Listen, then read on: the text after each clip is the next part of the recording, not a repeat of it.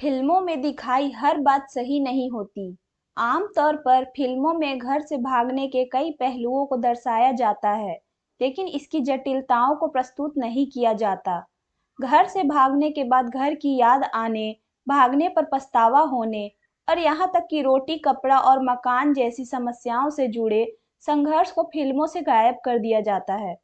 कई बार तो इस बात पर भी बल नहीं दिया जाता कि भागने से पहले आपको अपने साथी को अच्छे से जानना समझना अत्यंत महत्वपूर्ण है।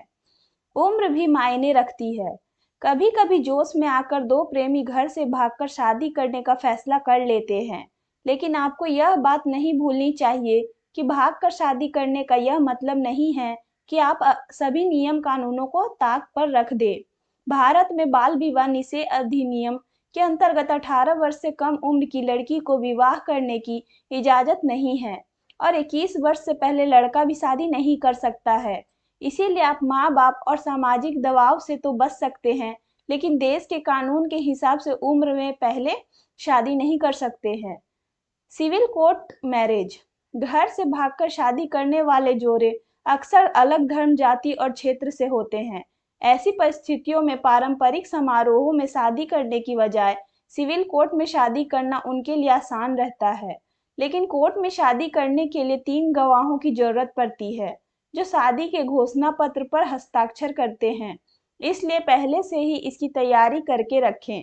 इसके अलावा विशेष विवाह अधिनियम 1954 के तहत अदालत में शादी करने के लिए यह नियम होता है कि उस समय आप दोनों शादीशुदा न हो, मानसिक रूप से आपसी सहमति हो, बच्चा पैदा करने के लिए मानसिक रूप से तैयार हो और आप दोनों का आपसी कोई खून का रिश्ता या गोद लिए जाने वाला रिश्ता ना हो। धूमधाम वाली शादी।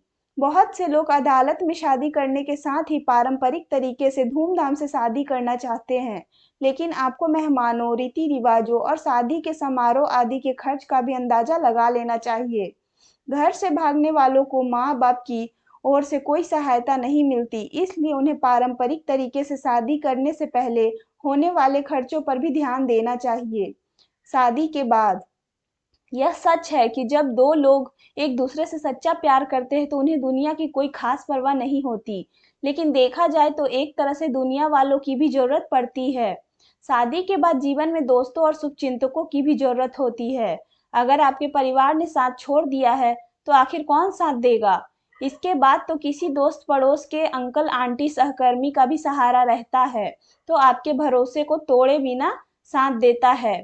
गृहस्थी को बसाने में समय लगता है, इसके लिए ऊर्जा, धन और लोगों की मदद और पहले से योजना बनाने की भी जरूरत होती है। सबसे जरूरी है कि पैसों की प्लानिंग सबसे पहले करें। भागने से पहले आपके पास बैंक में पैसा भी होना चाहिए, क्योंकि एक बार आप घर से भाग गए तो आपके माता पिता आपकी मदद नहीं करेंगे।